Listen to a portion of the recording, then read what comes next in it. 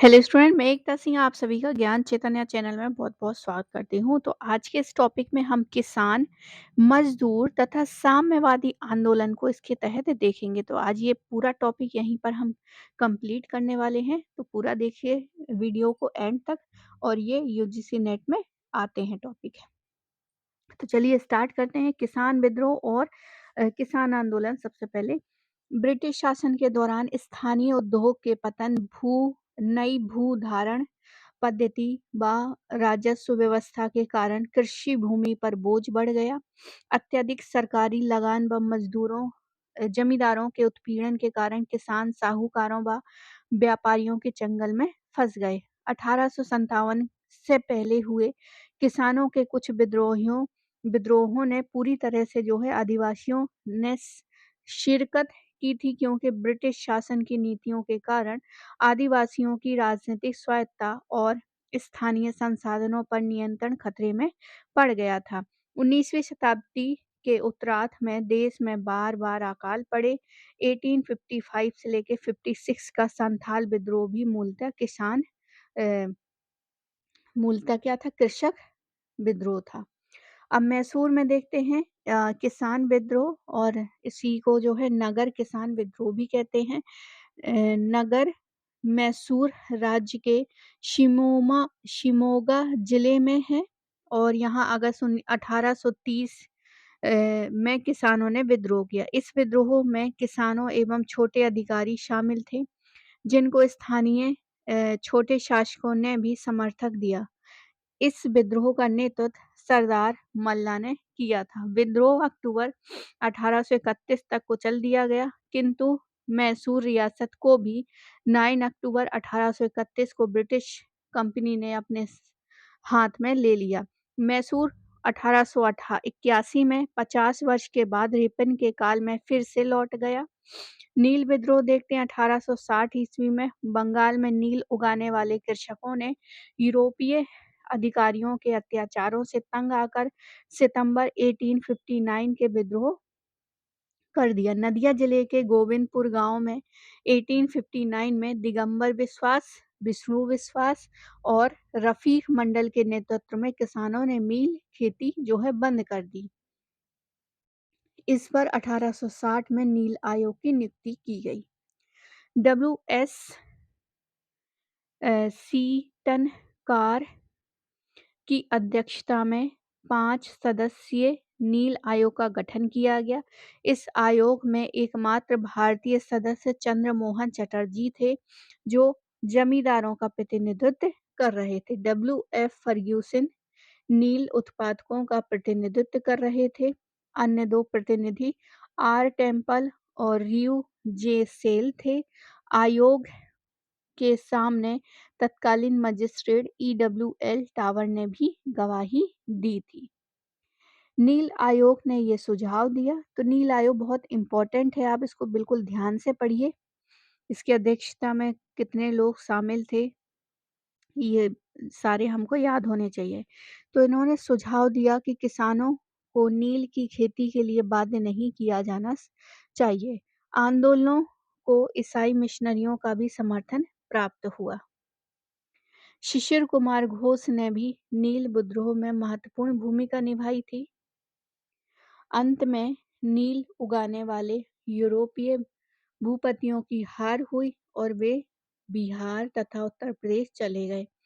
हिंदू पेट्रियार्ट के संपादक हरिश्चंद्र मुखर्जी ने तथा बुद्धिजीवी वर्ग ने अखबारों में लेखों द्वारा नील आंदोलन का समर्थन किया। दीन बंधु मित्र ने अपने नील नाटक दर्पण में नील बागान मालिकों के अत्याचारों का खुला चित्रण किया। ईश्वर चंद्र विद्यासागर के सोम प्रकाश समाचार पत्र में नील आंदोलन के किसानों के हितों का समर्थन किया गया। द बंगाली अखबार में भी नील विद्रोह पर विस्तार से लिखा व इसे सफल बताया। नील विद्रोह भारतीय किसानों का पहला सफल विद्रोह था। नील विद्रोह के सफल होने का सबसे प्रमुख कारण हिंदू एवं मुस्लिम किसानों में एकजुटता तथा अनुशासन की भावना थी।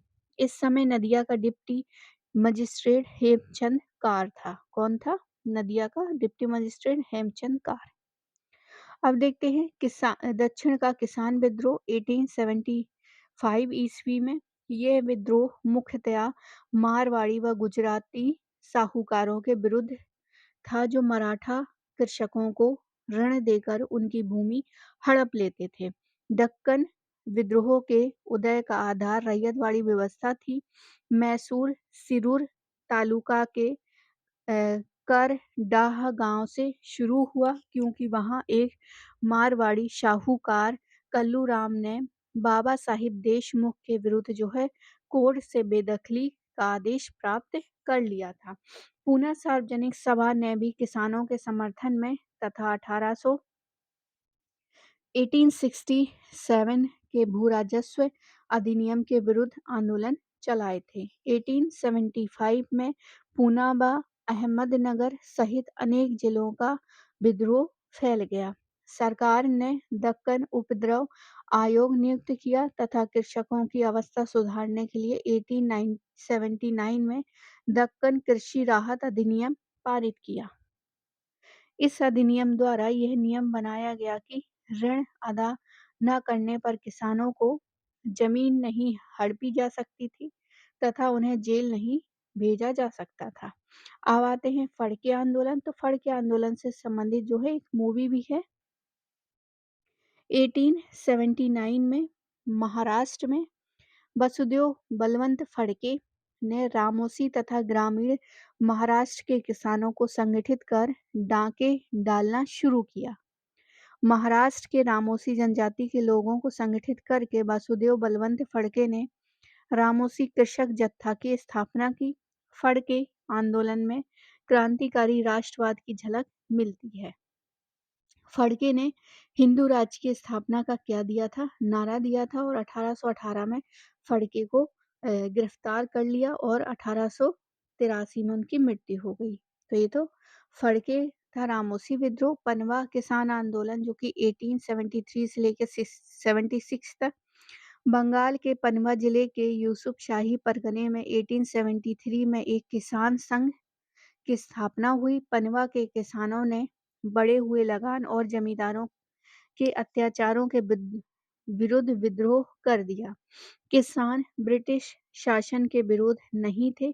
किसान तो अपने सुधार के लिए इंग्लैंड की रानी के किसान बनना चाहते थे। इस आंदोलन के नेताओं ने कहा था कि हम महारानी और सिर्फ महारानी के रैयत होना चाहते हैं। अमृत बाजार पत्रिका ने पनवा आंदोलन का विद्रोह किया क्योंकि यह अखबार जमींदारों का समर्थन कर रहा था। पनवा के अलावा यह विद्रोह ढाका, मेनन बदूरा, बाकरगंज, फरीदपुर, बोगरा और राजशाही में भी फैल गया था। अंग्रेज लेफ्टिनेंट गवर्नर कैंपबेल ने पनवा विद्रोह का समर्थन किया।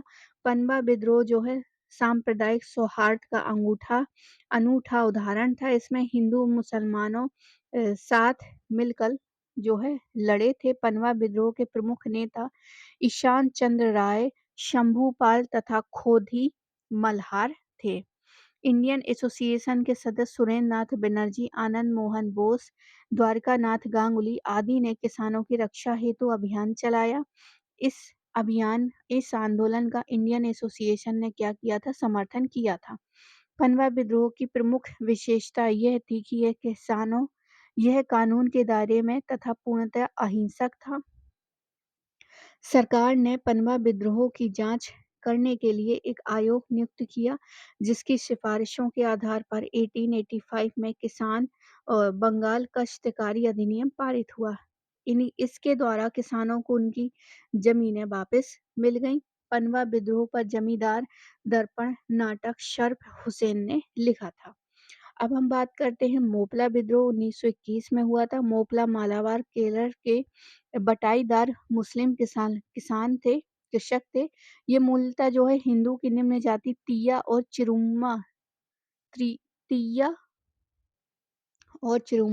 चिरुमा से थे। इनको अब्दुल्ला खराजी के शिष्यों ने इस्लाम में धर्मांतरित किया था। मोपला विद्रोह नंबूदरी तथा नायर जातियों के हिंदू जमींदारों के विरुद्ध था। पहला मोपला विद्रोह 1836 में हुआ तथा दूसरा मोपला विद्रोह 1921 में हुआ। महात्मा गांधी, मौलाना आजाद और शौकत अली ने इस विद्रोह का क्या किया था? समर्थन किया था। आगे देखते हैं। बाद में मोपला विद्रोह केवल कृषक विद्रोह न रहकर ये सांप्रदायिक रूप ले लिया था।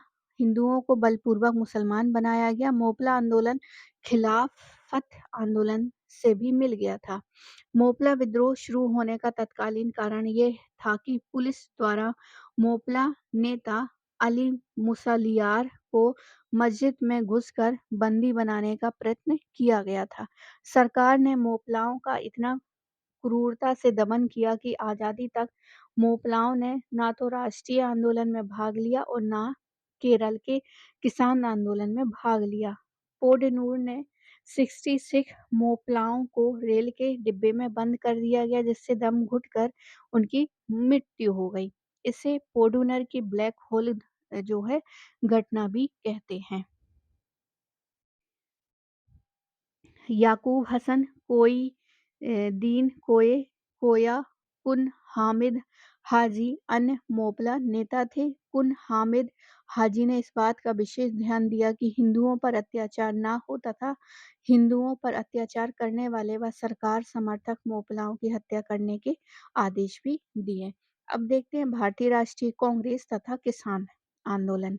तो अपने आरंभिक काल में किसान जो है बुर्जुआ वर्ग तक ही सीमित था, लेकिन फिर धीरे-धीरे भूमिपतियों के हितों की भी बात करने लगा, कृषकों की नहीं। गांधी जी अपने आंदोलन के आधार को बड़ा बनाना चाहते थे, इसलिए उन्होंने ग्रामीण जनता व किसानों को भी कांग्रेस में सम्मिलित करने का क्या किया? प्रयास किया। चंपारण किसान आंदोलन 1917 ईस्वी, तो ये देखते हैं। लखनऊ अधिवेशन 1916 में गांधी जी को चंपारण के किसानों की समस्या का अवगत कराया। तो यहाँ से क्वेश्चन बनता है कि गांधी जी को जो है चंपारण ले जाने वाले तो रामचंद्र शुक्ल थे, लेकिन कौन सा अधिवेशन में पता चला किसानों के बारे में समस्या? तो लखनऊ अधिवेशन 1916। बिहार के चंपारण जिले में यूरोपीय नील उत्पादकों के अत्याचारों के विरुद्ध जो है गांधी जी के नेतृत्व में किसानों ने अहिंसात्मक असहयोग आंदोलन शुरू किया। किसानों को तीन कटिया पद्धति के तहत जो है 3/20 भाग में नील की खेती करनी पड़ती थी। राजकुमार शुक्ल नामक व्यक्ति ने गांधी जी को चंपारण आने के लिए प्रेरित किया था। तो राम कुमार शुक्ल थे।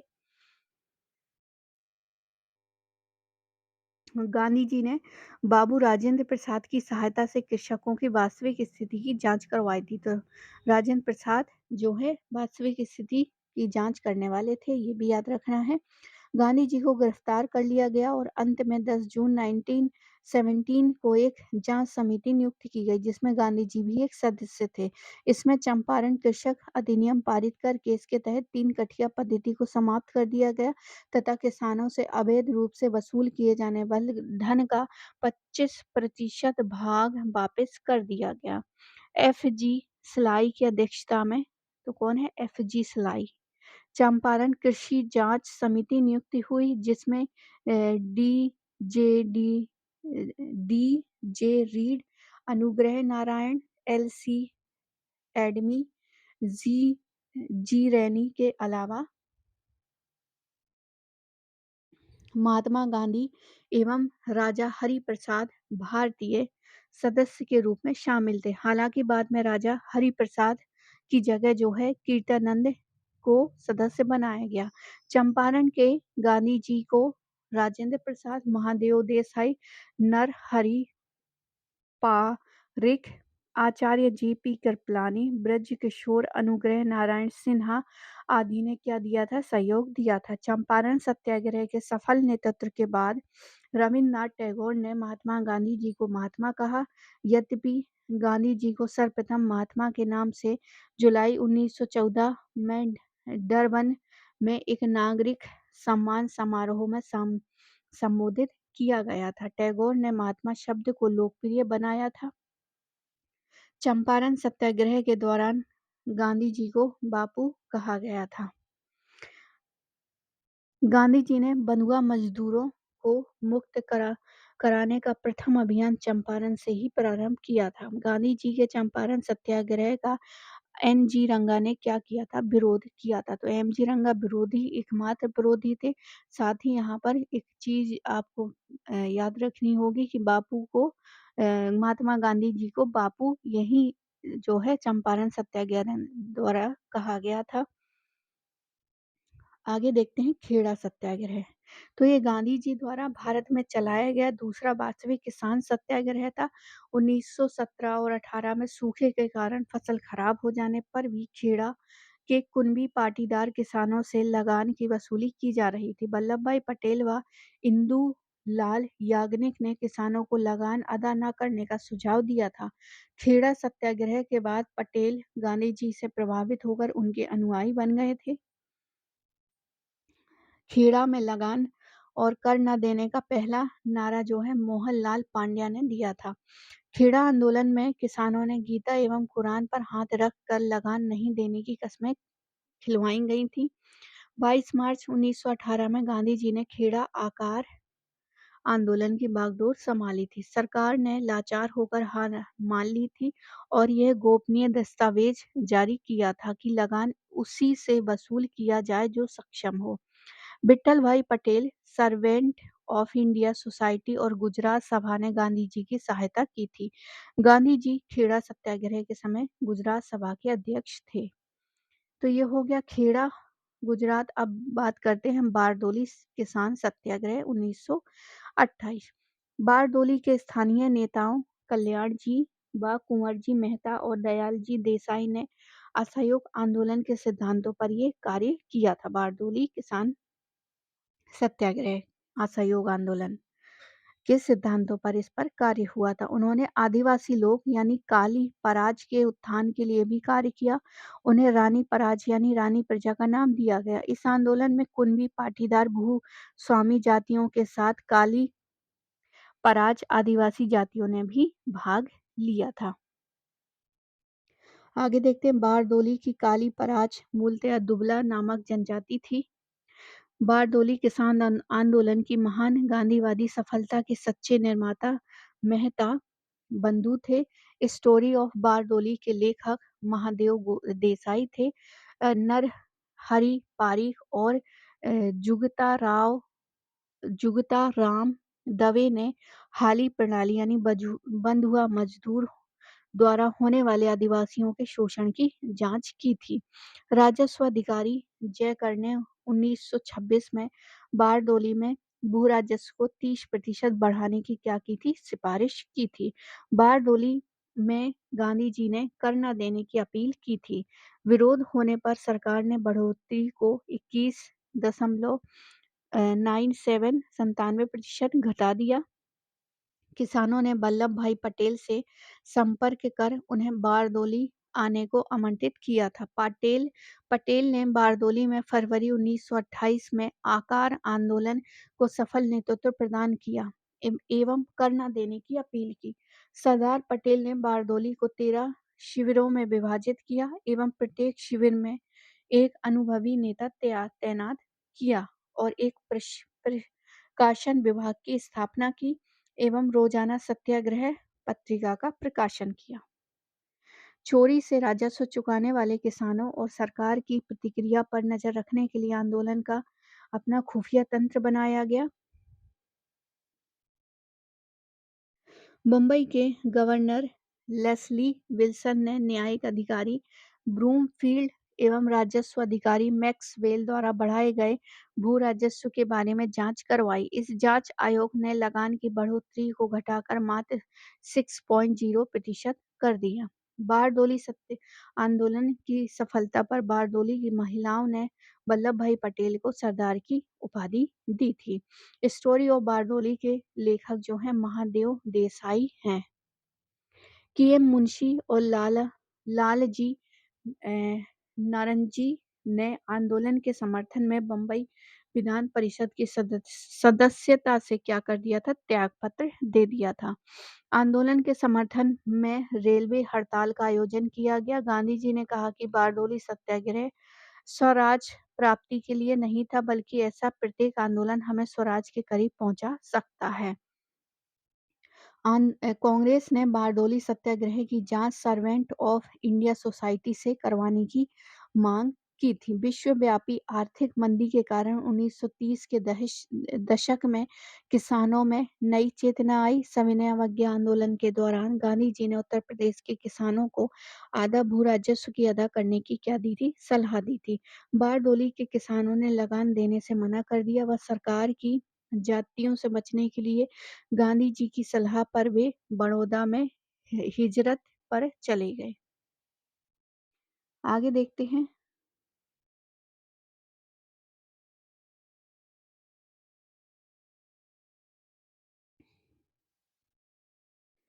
अब भगत सिंह कहते हैं कि किसानों को सिर्फ विदेशी शासन एवं शोषणों से मुक्ति नहीं चाहिए, बल्कि उन्हें जमींदार एवं पूंजी से भी क्या होनी चाहिए? मुक्ति चाहिए।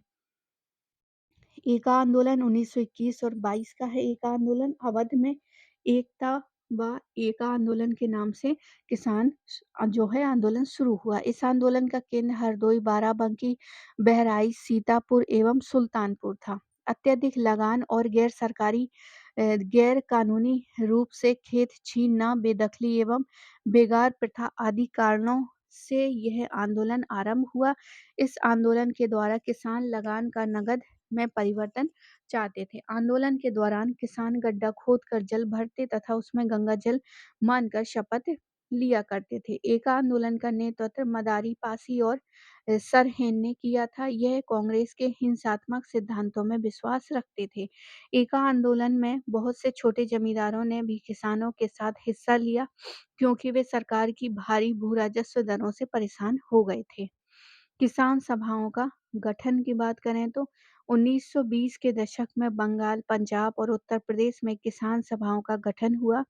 साम्यवादी तथा अन्य वामपंथी दलों ने किसानों में वर्ग जागरूकता उत्पन्न की और किसान सभाओं के गठन में विशेष भूमिका निभाई। उत्तर प्रदेश किसान सभा की स्थापना फरवरी 1918 में गौरीशंकर मिश्र और इंद्र नारायण द्विवेदी ने मदन मोहन मालवीय के समर्थन से किया था। 1920 में बाबा रामचंद्र भी उत्तर प्रदेश किसान सभा से जुड़े हुए मराठी ब्राह्मण थे, जो फिजी में भी मजदूर रहकर आए थे। झिंगुर पाल सिंह व दुर्गा पाल सिंह के नेतृत्व में 1919 ईस्वी में प्रतापगढ़ के किसानों ने प्रतापगढ़ रियासत का हुक्का पानी बंद कर दिया गया। हुक्का पानी क्या कर दिया था? बंद कर दिया गया था। नाई धोबी बंद।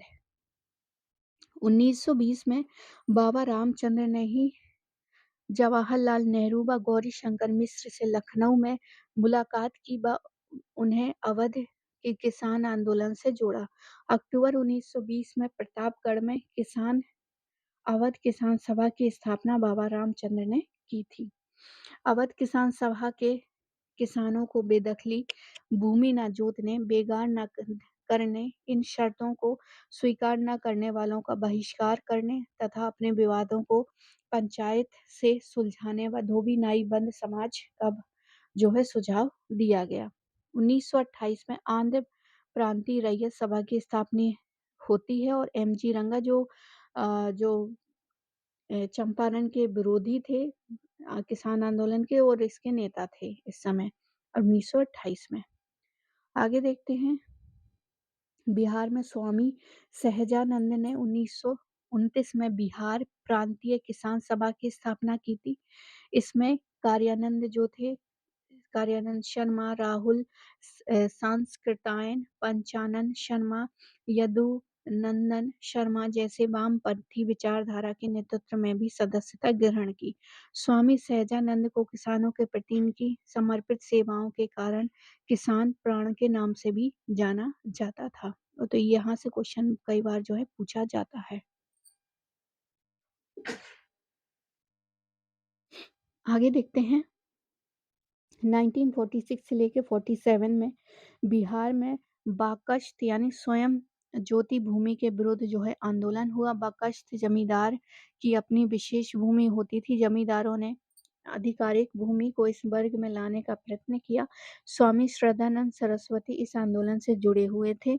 बिहार में भूमि के 3 प्रकार थे, बकश्त, रैयत एवं चिश्ती।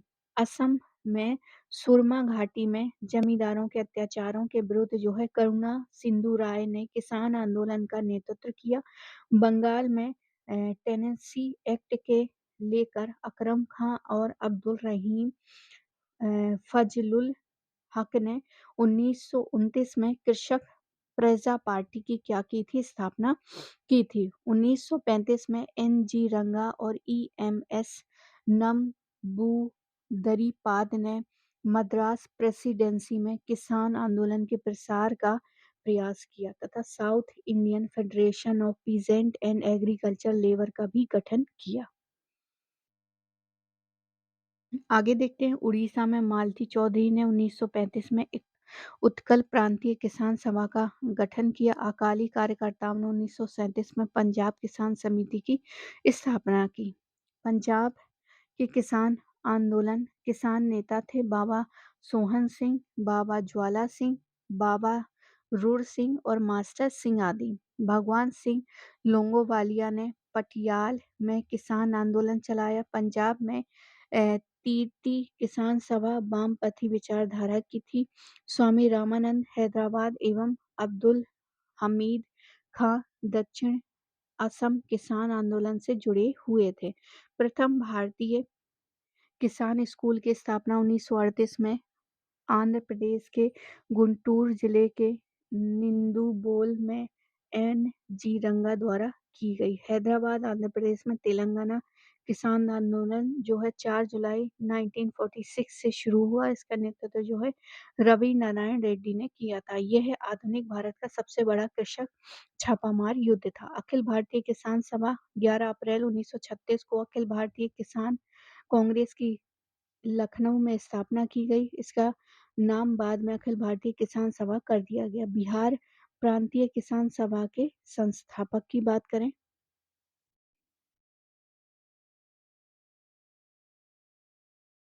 स्वामी सहजानंद थे उसके पहले अध्यक्ष और आंध्र प्रदेश के एम.जी. रंगा इसके महासचिव बने थे। एम.जी. रंगा ये वही हैं जिन्होंने चंपारण में गांधी जी का विरोध किया था। 1933 में गुंटूर में रैयत एसोसिएशन की ये स्थापना करते हैं।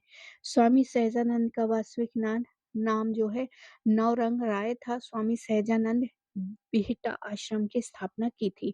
इसके प्रथम अधिवेशन में जवाहरलाल नेहरू, राम मनोहर लोहिया, सोहन सिंह जोश, इंदुलाल याग्निक आदि नेताओं ने क्या लिया था, भाग लिया था। इंदुलाल याग्निक ने किसान बुलेटिन निकाला। इसने एक किसान घोषणा पत्र भी तैयार किया। इस घोषणा पत्र ने कांग्रेस के फैजपुर अधिवेशन में स्वीकार किए गए कृषि संबंधी कार्यक्रमों को काफी प्रभावित किया था। इसमें भू राजस्व की दरों में 50% कटौती, ऋणों की अदायगी पर रोक, किसानों के लिए भूधृति की सुरक्षा, कृषि मजदूरों को पर्याप्त वेतन व किसान संगठनों को मान्यता आदि कांग्रेस के 1937 के चुनावी घोषणा पत्र के वादे किसान सभा द्वारा पारित किसान घोषणा पत्र के परिणाम थे। 1936 में फैजपुर में कांग्रेस के अधिवेशन के साथ ही अखिल भारतीय किसान सभा एम.जी. रंगा की अध्यक्षता में दूसरा अधिवेशन होता है और इस सम्मेलन में भू राजस्व की दर को 50% कम करने तथा किसान संगठनों को मान्यता देने की मांग की गई थी। 1937 में अधिकतर प्रांतों में कांग्रेस की सरकार बनी जिसमें किसानों को राहत के लिए बहुत से कानून बने थे। दिसंबर 1936 को फैजपुर अधिवेशन कांग्रेस का 50वां अधिवेशन हुआ और 1937 के बजाय जो है 36 में हुआ, क्योंकि कांग्रेस को मार्च में जो है 1937 में होने वाले चुनाव के बारे में निर्णय लेना था। 1937 में कांग्रेस का कोई अधिवेशन नहीं होता है। अब यहाँ पर जो है पी सुंदरैया आंध्र प्रदेश के प्रमुख किसान नेता थे। यहाँ पर कुछ संगठन है और इनके जो है नाम है और वर्ष है, जैसे कृषक लीग ढाका 1870 से लेके 71, अवध किसान सभा 1920, संयुक्त सेक्शन गुंटूर 1923, संयुक्त प्रांत किसान संघ 1924, आंध्र रैयत एसोसिएशन 1928, संयुक्त प्रांत किसान सभा 1918, बिहार प्रांतीय किसान सभा 1929 और कृषक संघम मालाबार 1934, अखिल भारतीय किसान कांग्रेस 1936 और पंजाब किसान समिति 1937। आगे देखते हैं पुन्नुप्रा वायलर किसान आंदोलन। तो ये केरल में था, त्रावणकोर में अक्टूबर 1946 पुन्नुप्रा वायलर किसान आंदोलन। पुन्नुप्रा वायलर किसान आंदोलन किसानों एवं मजदूरों को मिला-जुला संघर्ष था और ये जमींदारों के खिलाफ था। इस आंदोलन को त्रावणकोर के दीवान सीपी रामास्वामी अय्यर ने भड़काया था। इस आंदोलन से त्रावणकोर को भारत में विलय हुआ। इस आंदोलन का नारा था, अमेरिकन मॉडल को अरब सागर में फेंक दो, अमेरिकन मॉडल को अरब सागर में फेंक दो। ये पुन्नप्रा वायलर किसान आंदोलन का क्या था? नारा था। तेभागा का किसान आंदोलन देखते हैं। यह आंदोलन बटाईदारों किसानों का जोतदारों यानी कि जमींदारों के विरुद्ध संघर्ष था। बंगाल में 1946 में बंगाल प्रांतीय किसान सभा के नेतृत्व में तेभागा किसान आंदोलन हुआ। इसके तहत किसानों ने उपज का आधा भू राजस्व देने के स्थान पर उपज का 1/3 भाग लेने का क्या लिया था? निर्णय लिया था तथा 2/3 भाग स्वयं लेंगे। फ्लाउड कमीशन की सिफारिश लागू करने का निर्णय लिया गया। बंगाल भू राजस्व आयोग यानी कि फ्लाउड कमीशन ने पहले ही उपज का 3रा भाग लगान के रूप में लेने की सिफारिश की थी। तेभागा का नेतृत्व कंपाराम और भवन सिंह ने किया था। वर्ली आंदोलन जो है 1945 में किसान के पास वर्ली आदिम जाति विद्रोह को महाराष्ट्र किसान सभा का समर्थन प्राप्त था और गोदावरी फुलेरकर जैसे बाहरी नेताओं ने नेतृत्व में बलियों ने बेंथ बेगार देने से मना कर दिया। वर्ली आंदोलन साहूकारों, भूमिपतियों तथा जंगल के ठेकेदारों द्वारा उन्हें होने वाले शोषण के विरुद्ध था। तेलंगाना किसान आंदोलन 1946 से लेकर 1951 तक जो है तेलंगाना किसान आंदोलन पहले तेलंगाना के जमींदारों के खिलाफ और बाद में हैदराबाद के निजाम एवं उनके रजाकारों के खिलाफ चला था। किसानों का नेतृत्व सीपीआई केपी सुंदरैया ने किया था। तेलंगाना किसान आंदोलन का तत्कालीन कारण जो है कम्युनिस्ट नेता कमरैया की पुलिस द्वारा जो है हत्या कर देना था। इसके अलावा द्वितीय विश्व युद्ध के बाद किसानों से कम दाम पर जबरन अनाज वसूलने से उनमें गुस्सा था। इस आंदोलन में किसानों ने मांग की कि हैदराबाद रियासतों को समाप्त कर उसे भारत में अंग बना लिया जाए। बिहार छात्र सम्मेलन में संस्थापक राजेंद्र प्रसाद थे, जिन्होंने देश नामक जो है पत्रिका निकाली थी। आगे देखते हैं अकाल नीति का विकास। तो कंपनी के शासनकाल में सबसे पहले 1766 से लेकर 70 तक बंगाल में भीषण आकार पड़ा, जिसमें बंगाल की 1/3 जनसंख्या क्या हो गई थी? नष्ट हो गई थी। कंपनी के शासनकाल में भारत के विभिन्न भागों में कम से कम 12 अकाल व 4 भीषण सूखे पड़े। कंपनी के शासनकाल में अकाल से बचने की कोई ठोस योजना नहीं थी। 1860 और 61 में अकाल के समय दिल्ली एवं आगरा क्षेत्र में दरिद्रशालाओं का प्रयोग जो है अकाल राहत कार्यों के लिए किया गया था। 1861 से में जो है रिचर्ड बेयर्ड स्मिथ की अध्यक्षता में एक जो है अकाल बनाया गया। 1866 में भीषण उड़ीसा में अकाल भीषण पड़ता है। उड़ीसा अकाल भारतीय अकालों के इतिहास में निर्णायक सिद्ध हुआ, क्योंकि इसके बाद सर जॉर्ज कैंपबेल की अध्यक्षता में एक समिति नियुक्त की जो महत्वपूर्ण अकाल आयोग था।